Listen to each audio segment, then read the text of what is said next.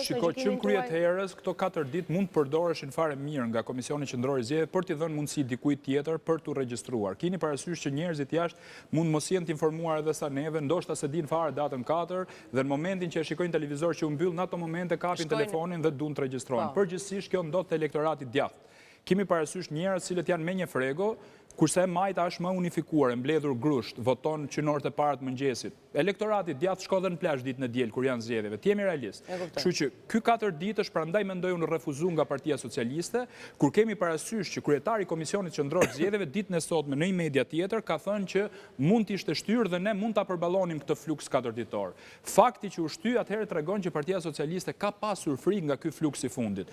Dhe nga fluksi që janë regjistruar deri tani, ka frikë sepse në informacionet që kam unë, Partia Socialiste ka pritur diku deri 120.000 njerëz që të regjistroheshin tek platforma për të votuar dhe këta mund t'i kontrollonte. Por kjo orteku i vogël u bë ortek i madh dhe tani shifrat kanë kaluar jashtë çdo imagjinate.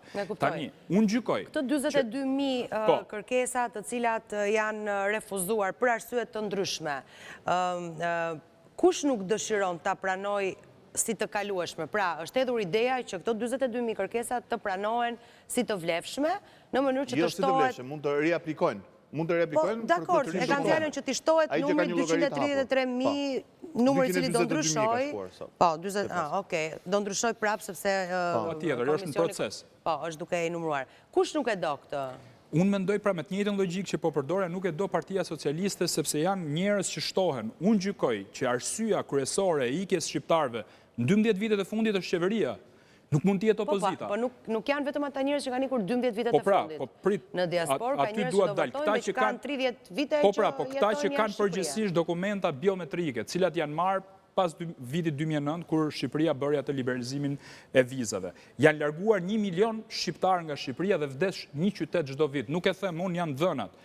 Unë nuk e besoj censusin që bëri Instatit, jam realist, jam marrë me çështjen e shpopullimit, jam një aktivist kundër shpopullimit Shqipërisë dhe arsyeja kryesore e ikjes këtyre njerëzve është pikërisht qeveria. Nuk mundet që ti t'i japësh votë dëbusit tënd këtë rast, sepse kjo qeveri i ka plotësuar çdo kush shqiptarit që të lërë vendin e vet. Kështu që kjo votë do të jetë një votë refuzuese. Po mirë, ju besoni që ata njerëz të cilët janë mesazh politik që ju e bëni gjithmonë kanë ikur 1 milion shqiptar. Alfred, ta them mendimin tim, ta mbaroj. Çfarë do bësh i dashur vetëm një pyetje kam. Po ta mbaroj vetëm logjikën, pas 11 maj, nëse pjesa më e madhe 80% e gjithë votës të diasporës shkon për Partinë Socialiste. Si do ta shpjegosh këtë fakt? Do naftoj Ola dhe do ta flasim. Tani unë po t'jap parashikimin tim si e shikoj unë këto momente.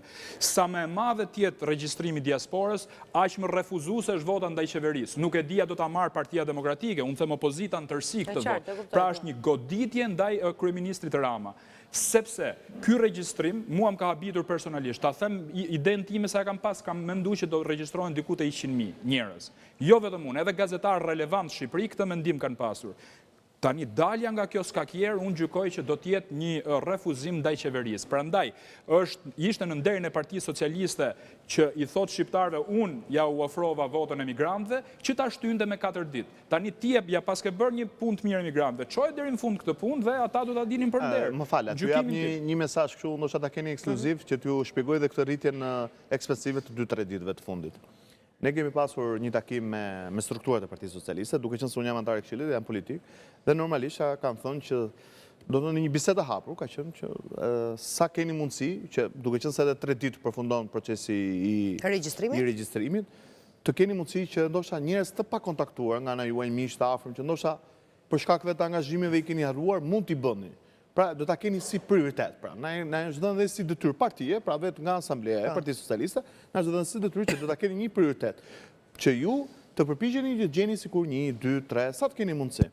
Dhe vetëm unë 2 ditët e fundit, po a them, ditën e zgjedhjeve kam regjistruar 48 veta. Pra kam regjistruar, pra kam folur me 48 njerëz të cilët kam arritur të flasë në për... Kjo është e vërtetë, kjo ka ndodhur në Partinë Demokratike, ajo që thot Alfredi. Janë ditë e fundit dhe janë njoftuar nga deputetët. Shqiptarës, domethënë, momentet e fundit shkojmë. Jo, ne e kishim bërë punën, po thjesht na u thanë edhe tek Partia Demokratike, kryetari dhe gjithë kryesia dhe kandidatët për deputet pjesëmarrës në primare kanë qenë detyruar për të regjistruar njerëz dhe 3-4 ditë të fundit i është dhënë dhe një shtys tjetër. Pra nuk ka ndodhur vetëm Partinë Socialiste kjo, dhe nuk është fluksi ju i gjithë këta njerëz. Pra kuptoni drejt. Edhe këta kanë bërë punën e vet.